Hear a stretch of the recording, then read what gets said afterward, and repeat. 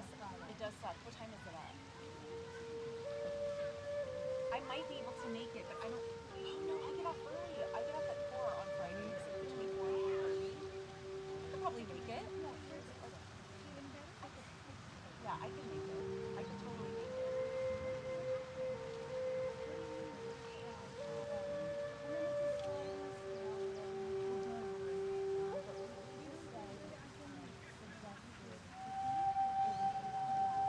Okay.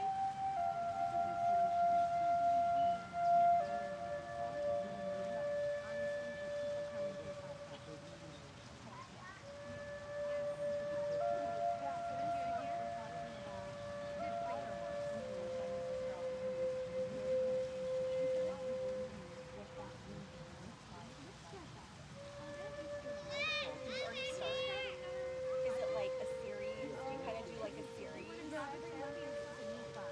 Oh, okay. Excellent. It's this coming Friday? I better put it in my phone.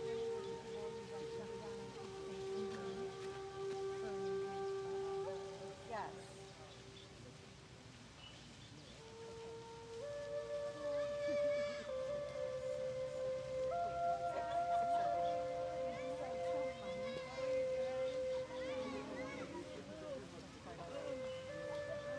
He's infected. It is the season. Yes. It Hey is the girls, season. please. I know. Everybody's hi, John. Morning. What's up? Morning. How are you? Good? Reasonably well. Oh, good. Reasonably? I don't know. Do you want to take it? Yeah. Okay. Okay, I'll text you. Okay, what is your number? What? Curly suit today.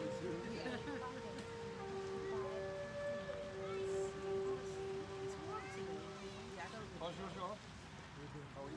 Hey, David.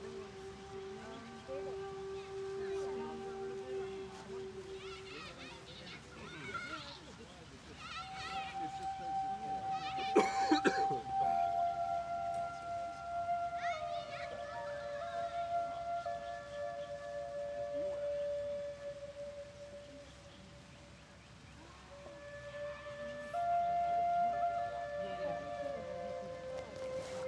Oh, that's not bad. I feel great. My meditation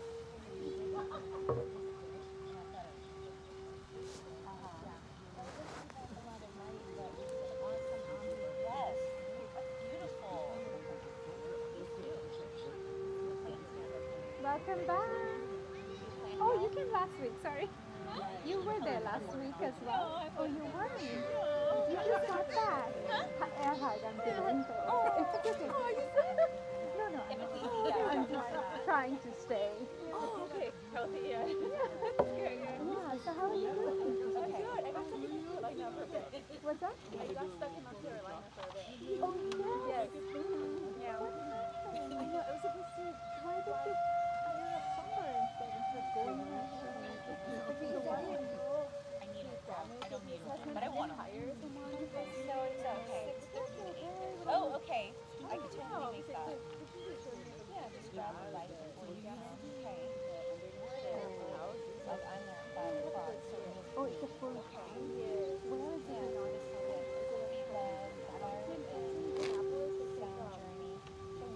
Talk about the topic. Must be beautiful. There's a poem. But I found the thing okay. There was a something as well. Okay, yeah. So you got everything. Yeah, just to bring it. Yeah, that would work. A lot of money spent, Yeah. right? And then during the Oh, you got notice. Yeah. So I didn't leave. Okay. You wanted to lay across the chairs? Oh, that's nice. Too much. Okay.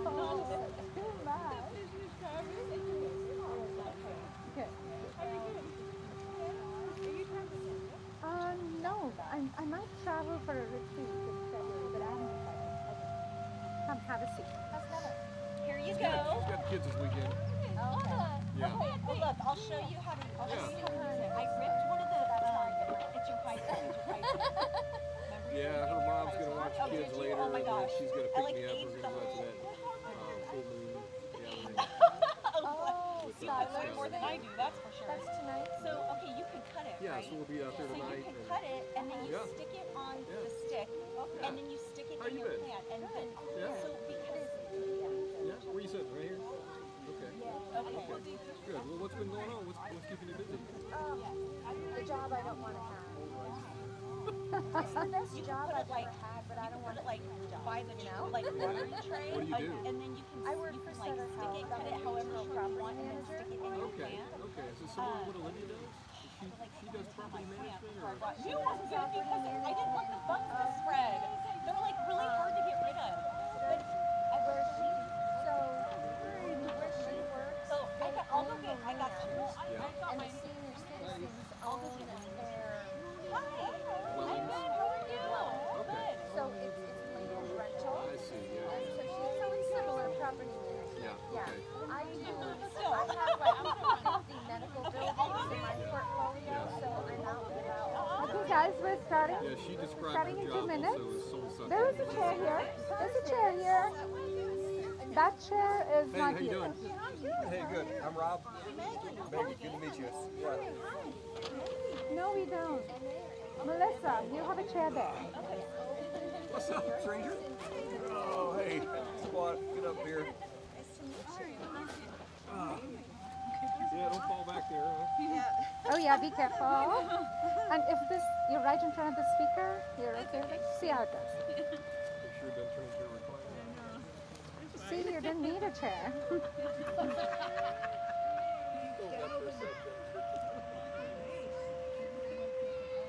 Hi, Richard. Are you going to get the mic today? She's has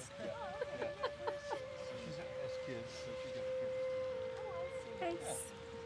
Very pretty.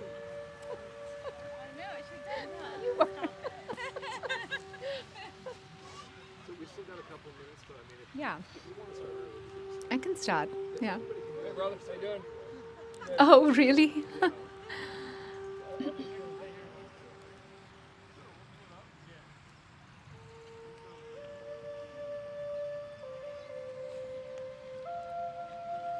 Welcome, guys.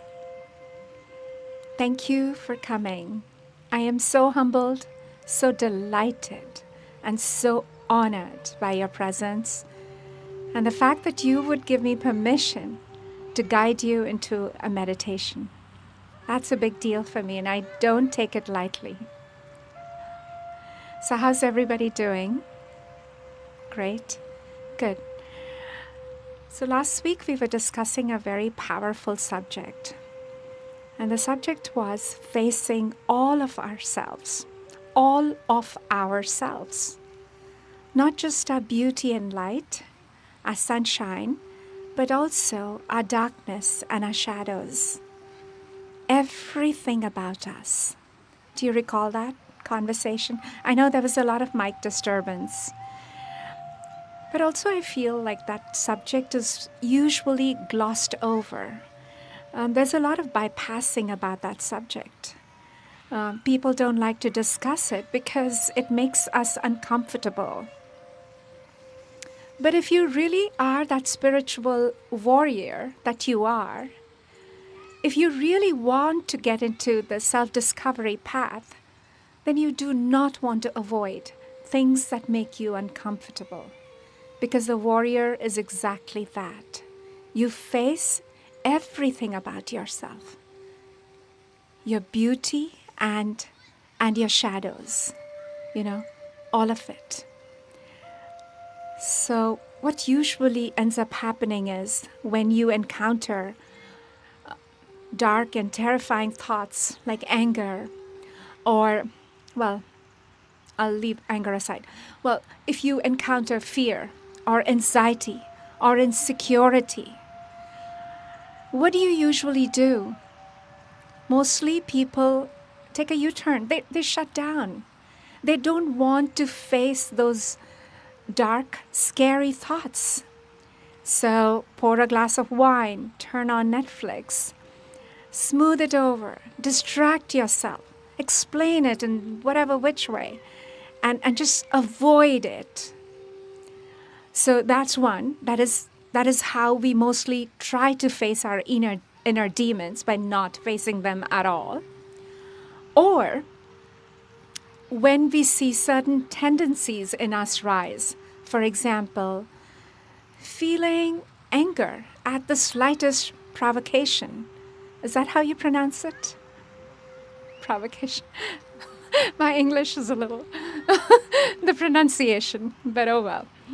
Um, so at the slightest provocation, you feel angry, or you feel aggression if somebody has a different political opinion than you do.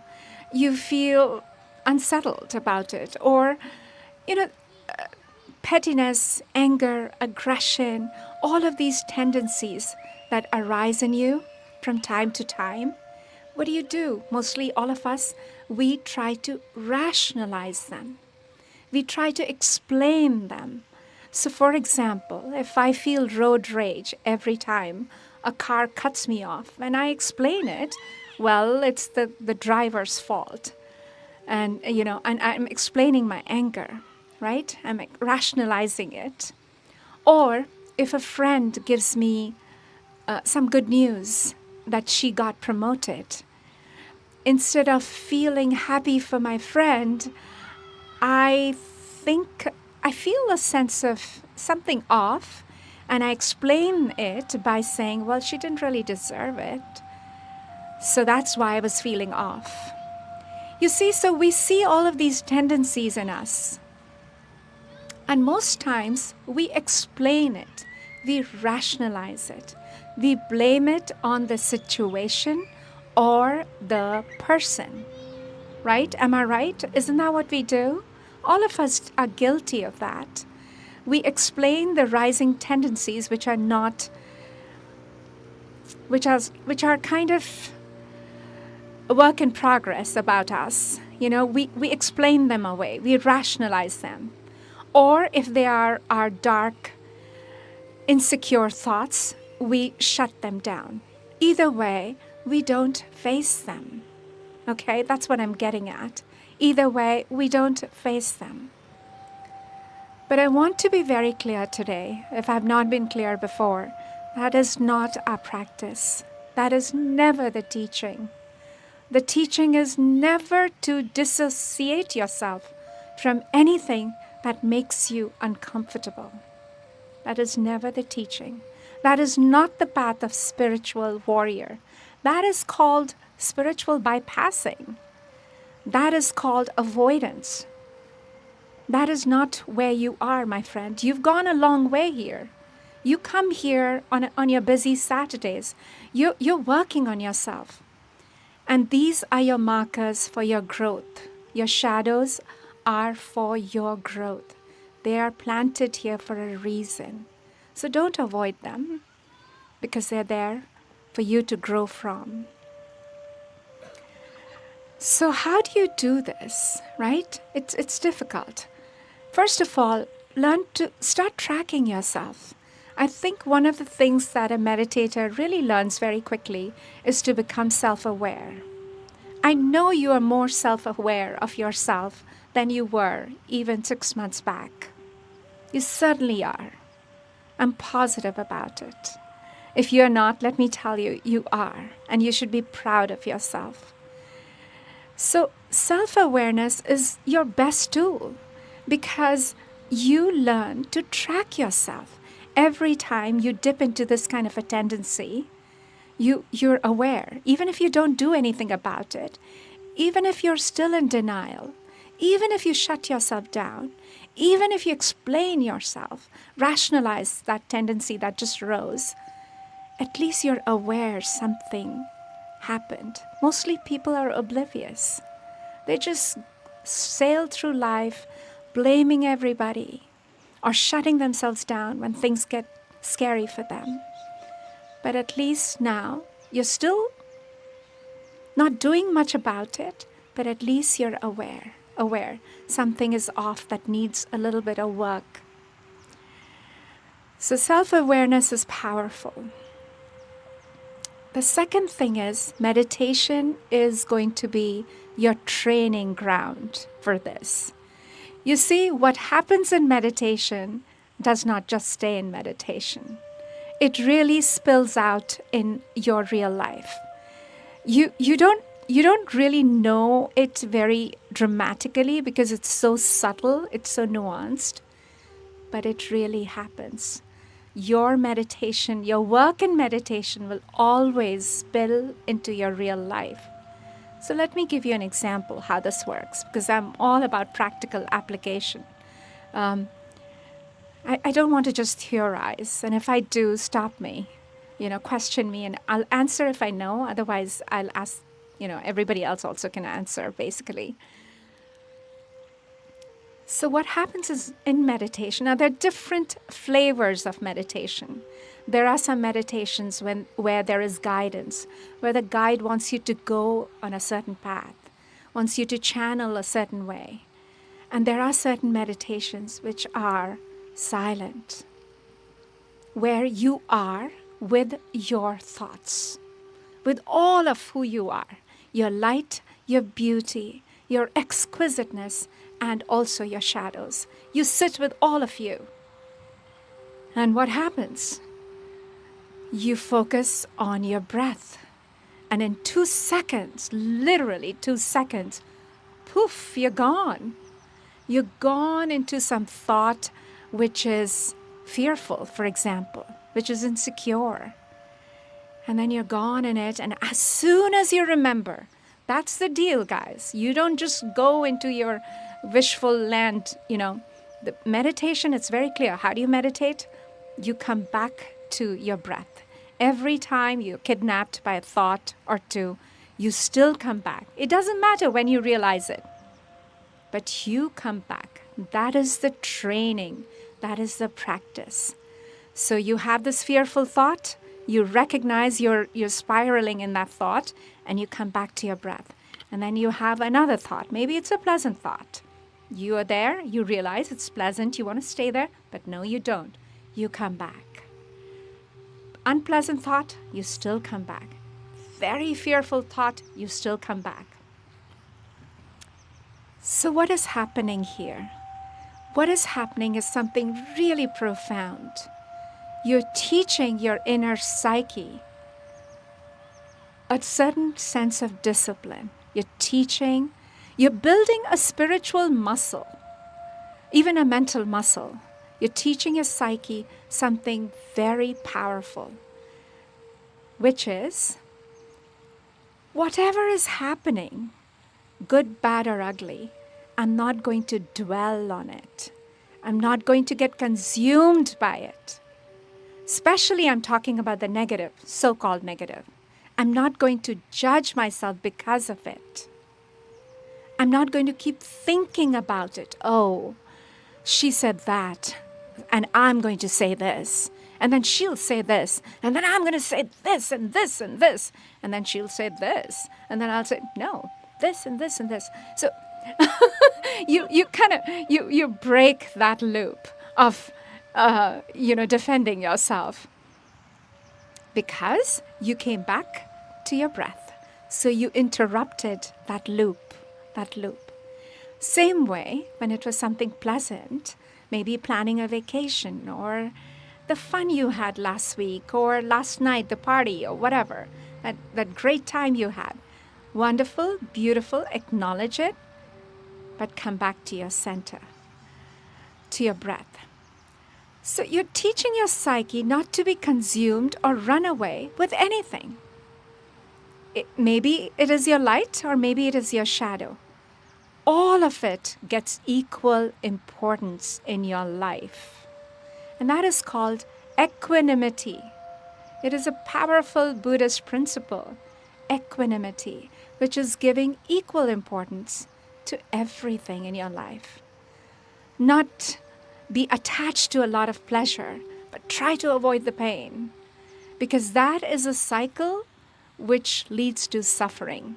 So you don't want to get caught up in the cycle. We are caught up in it, but this is how you break that loop. You don't give too much importance to either one of them. Because they are coming and they're going. They're coming and going. And so anyway, so you do all of this in meditation, and then it spills into your real life. Now, when a friend gives you the good news about her promotion, you recognize that tendency. It's rising in you. Oh, but she didn't deserve it. Should I still congratulate her? Or should I just say congratulations but not mean it? You observe it, but you don't act on it this time. You don't say, oh, well, congratulations. How did you get it? You feel genuinely happy. Or you just recognize your tendency and you say congratulations and that's it. What is happening is you're loosening the grip of that tendency on you. Every time you become aware of your inadequacy and you don't act on it, you loosen its grip on you. And that is what is the key here. So every time in your meditation, you get pulled away by a thought which is fearful or angry or what have you, and you come back to your center, you do the same in your real life. You recognize a tendency arising in you, but you don't act on it. You don't do anything about it. And you loosen its grip on you. And when you keep doing that, you will recognize some of these tendencies have gone away. They don't exist in you anymore. In fact, you would be surprised if ever you felt that because you've even forgotten it existed in you. A lot of people I know are so generous by nature in the heart, with their finances, with everything. They don't know what stinginess even means because they have overcome that tendency completely and absolutely. And so can you. All our inadequacies can be dissolved when, number one, we acknowledge them. 2, we take accountability for them. 3, we don't get consumed by them. We don't dwell on them. We don't judge ourselves harshly because of them. But we see them and we let it go. We see them in our thoughts and we let it go, as in come back to our breath. And in real life, we see them, but we don't act on it. We track ourselves. We don't act on it. And before you know it, it's all gone. It's over. And so that is how you work on facing yourself. Not by avoiding it, not by judging yourself because of it, not by shutting it down. That is not our path. We don't disconnect, we don't disassociate. And about the inner demons, I just want to talk about it briefly, the fear and the insecurity. I knew someone who used to feel very insecure about her finances. She was a single mother and she had 3 kids. And I understand life is harsh.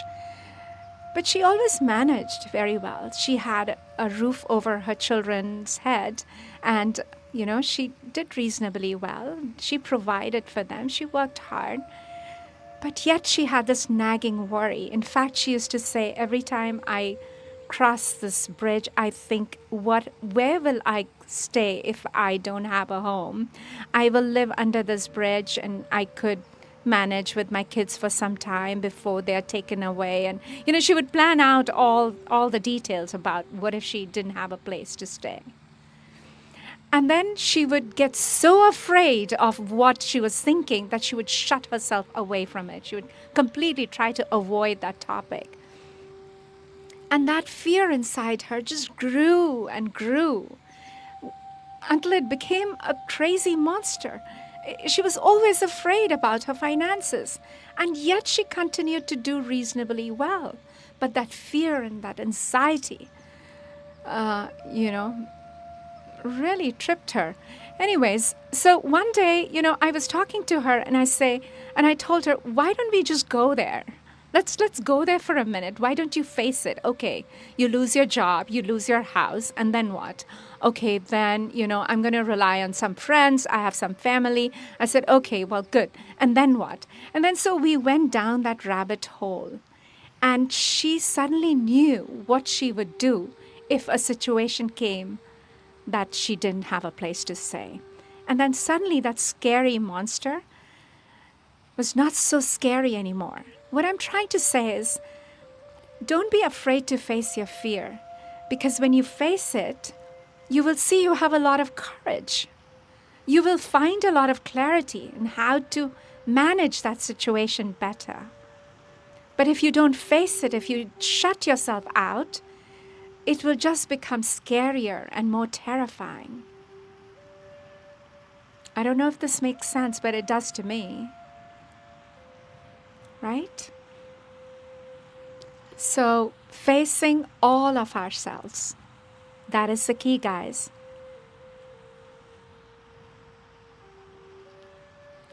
So I want to pause here and I want you guys to think about, what is that conversation that you need to have? What is that feeling that you push down? What are those dark parts that you push them away? I want you to think about them. And don't be afraid of them. They have no hold over you. In fact, one thing you do realize, all of these thoughts, they're so wispy like images. They come, they go, they come, they go. So transient. The good and the bad, everything comes, goes. Very transient. But you are there. You are indestructible. None of this can ever define you. That is your beauty. And that is the path of a spiritual warrior. The path of self-discovery, where you recognize none of this labels you. None of this defines you. You're more than this. Anyway. Yeah. I will let everybody speak now.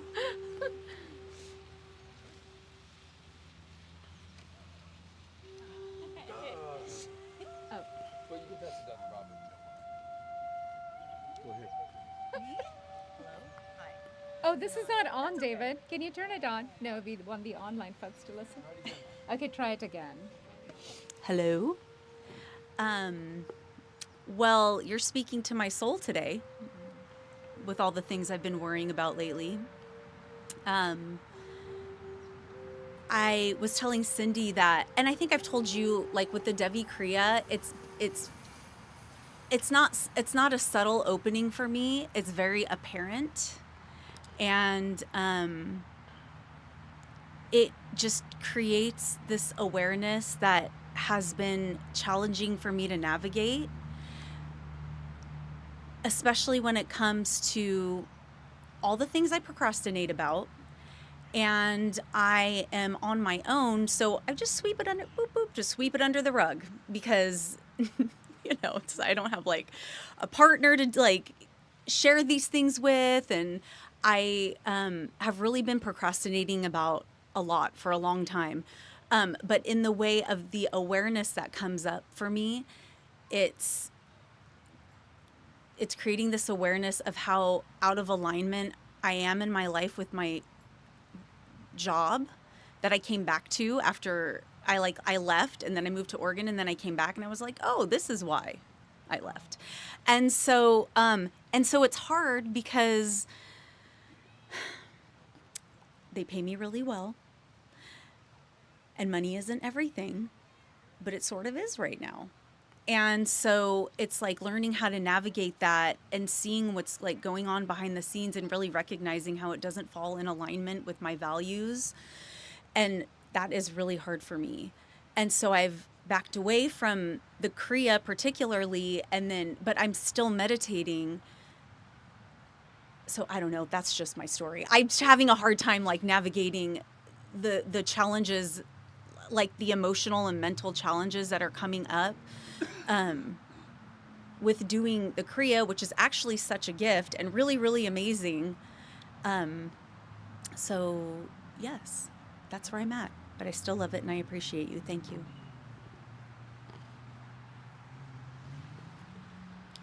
Yesterday, I was at the gym working out, and I had a voice. I have many voices in my head, so I think that's part of being human, but sometimes we're afraid of saying so. One of them I haven't heard from in a while, and it was the nasty, judgmental voice. I don't think I've heard from this voice in over 2 years. And I'm on the machine and I'm working hard, 30 minutes. That's my goal every day.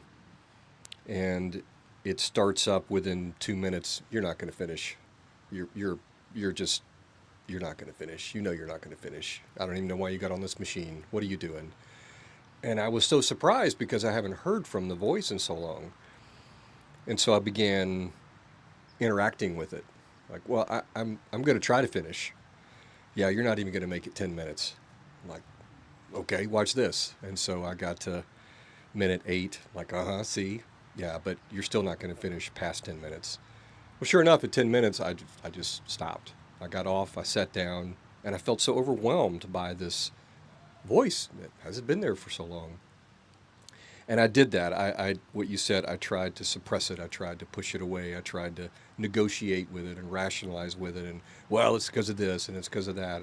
See, you're making excuses. And I think as I left and went upstairs to start the second part of my training, I thought, no, that's not how we approach this. I need to hear what you've got to say.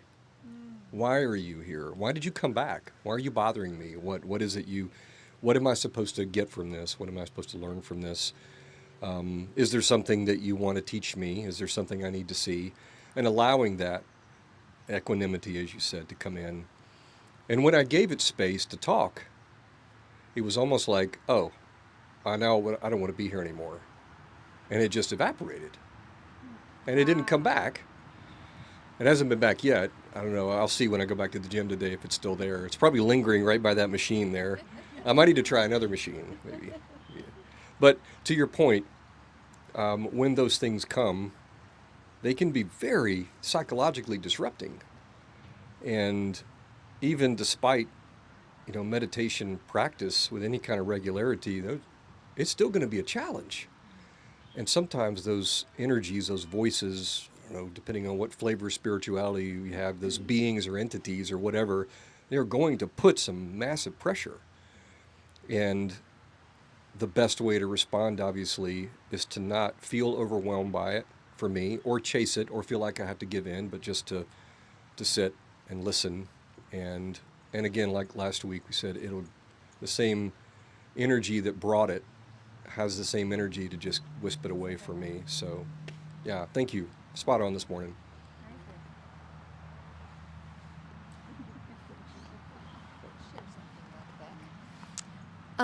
So for 25 years of my life, I used to have night terrors, probably 5 nights a week. And they were, nobody wanted to sleep over my house. But, I would wake up, my eyes would be open, and I'd be in the REM state. You could see my eyes going, but I would hallucinate, and I would see things, and it was always the same thing. Somebody trying to break into the house and kill me, and I'd see people in the window or standing in my room. And then one day, this woman said to me, you're allowing that to happen. And before, because I used to say, at night when I'd go to bed, I'd say, I don't want to go to sleep. And then I'd have a night terror. And she said, no, you're going to go in bed and you're going to say out loud, I have the power of what comes into my dreams. And I say who's showing up and who's not. And with conviction, I would say, you do not have permission to come into my life, into my dreams, never again. And I've never had a night terror since. Wow. And it was just this shift of setting my boundaries. And it was an energetic line of saying, you don't have permission to come into my life. So weird 25 years of night terrors, just poof, gone in a moment of making this mental decision. Yeah. Very good. Wow.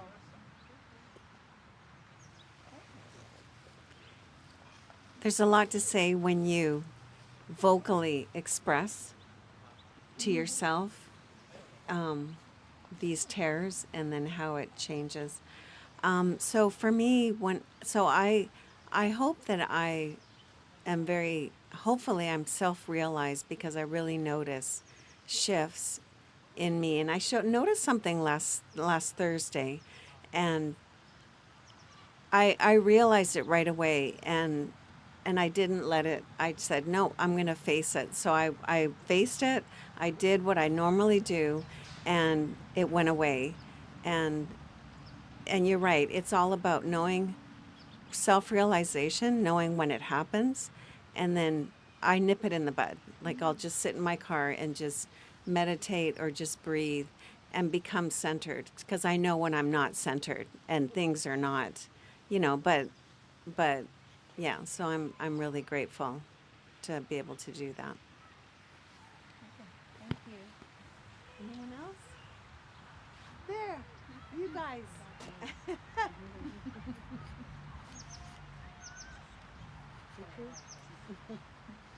Save you. Wow, I get to talk. That guy who hogs the mic isn't here. No, I hope you're feeling well, buddy. That whole part of avoidance, it resonated so well. I think it resonates with most people, but it resonated really closely. And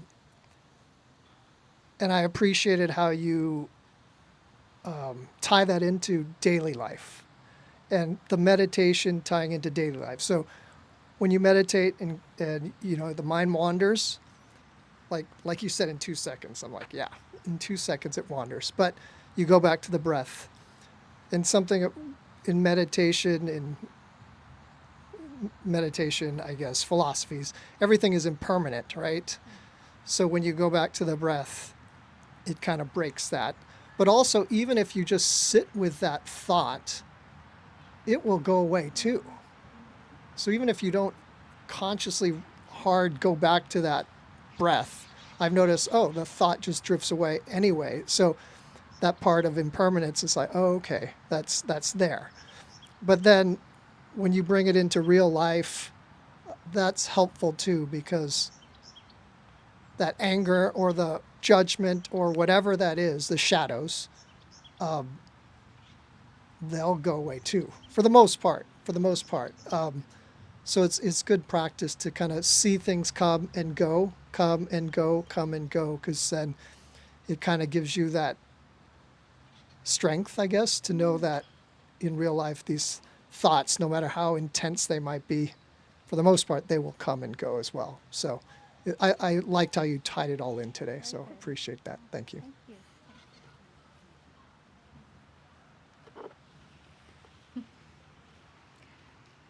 All right. So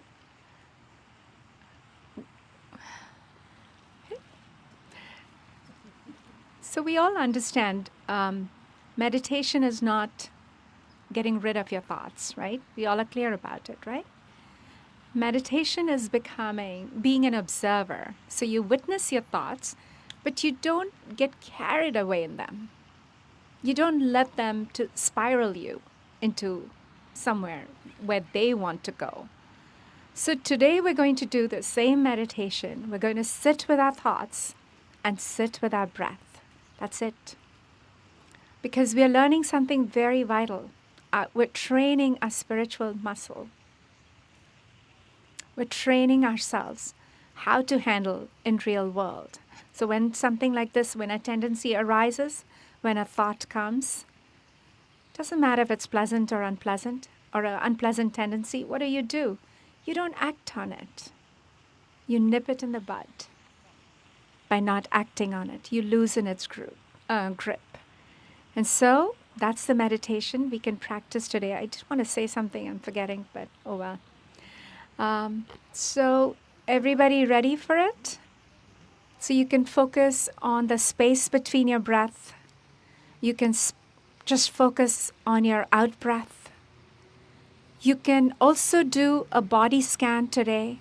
So this is what I recommend. Today, for the first 10 minutes or so, do the breath focus. And then you get carried away, you come back. You train your mind. And then after that, you start body scan. Everybody's clear about body scan?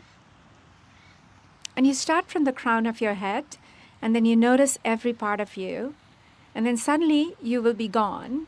And then if you don't remember where you were in your scan, then you start all over again. So you're learning to train your mind. Okay, you're learning to purify your mind. You're learning to make your mind very subtle. That's what you're going to do in meditation. Okay?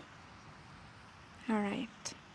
So you don't need any guidance, right? You guys know what to do. Perfect. So anybody needs a break or should we start? All right. So let's begin.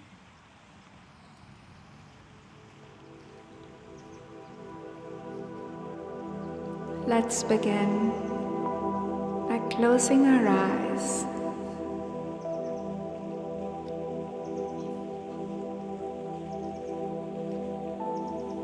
And gently going inward.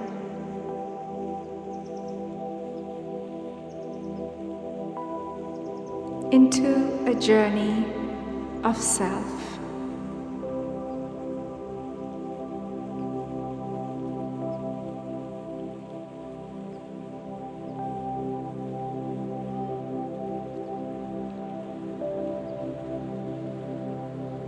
Using your breath to anchor you in the present moment.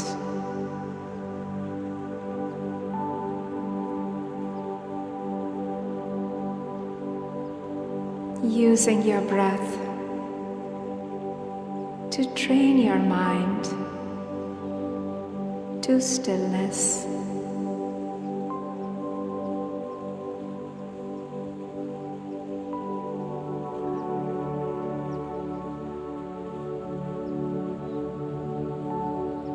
Let's begin.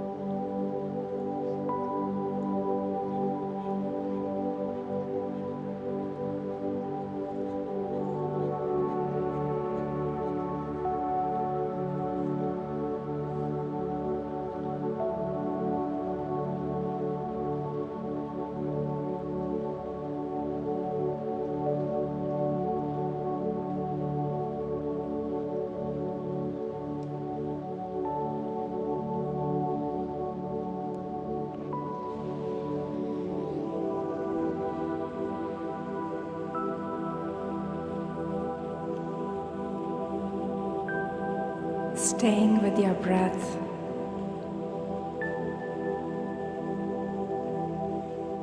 Coming back to your breath.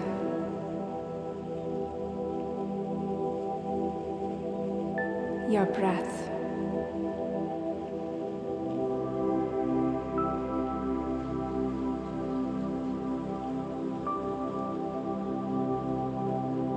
Your breath.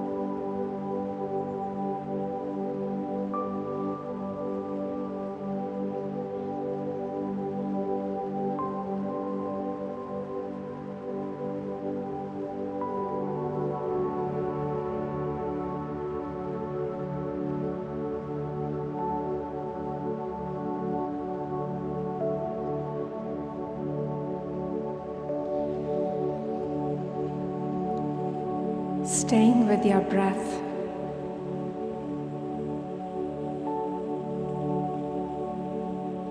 Your breath.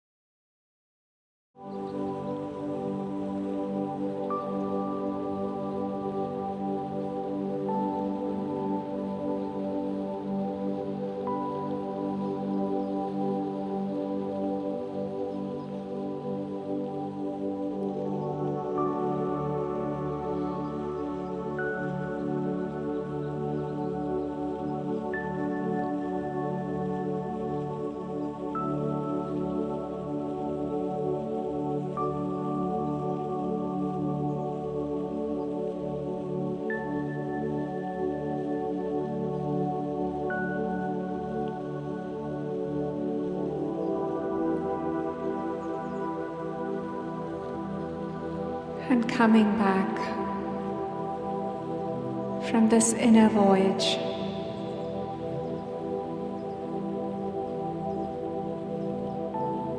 when you're ready, you may begin to open your eyes to love, light, and letting go. Namaste.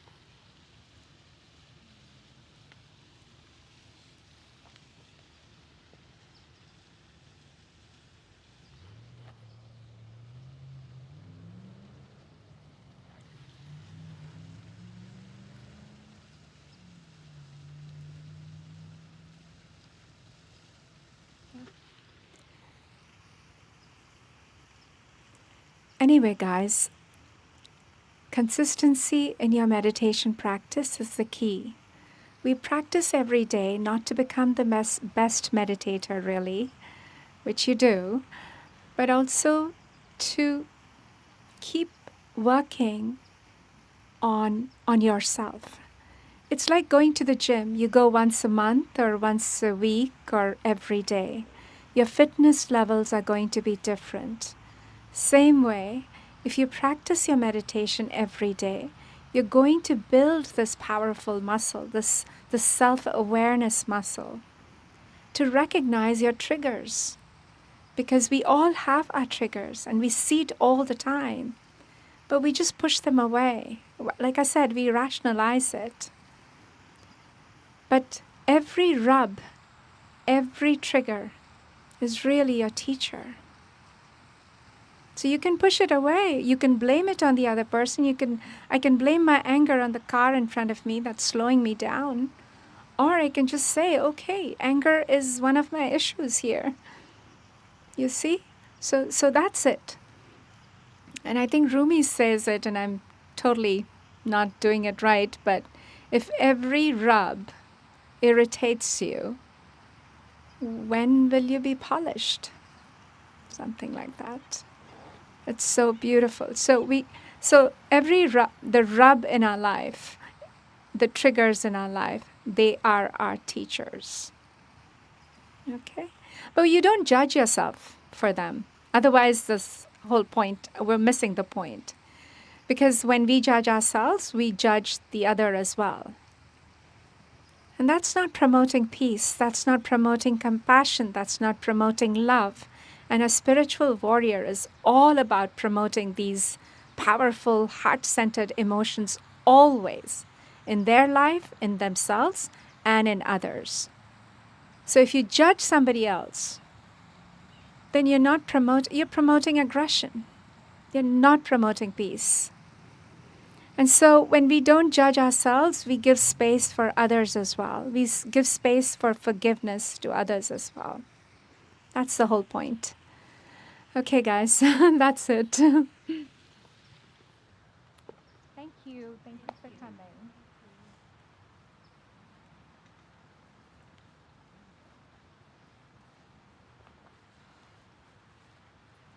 It's a beautiful day, isn't it?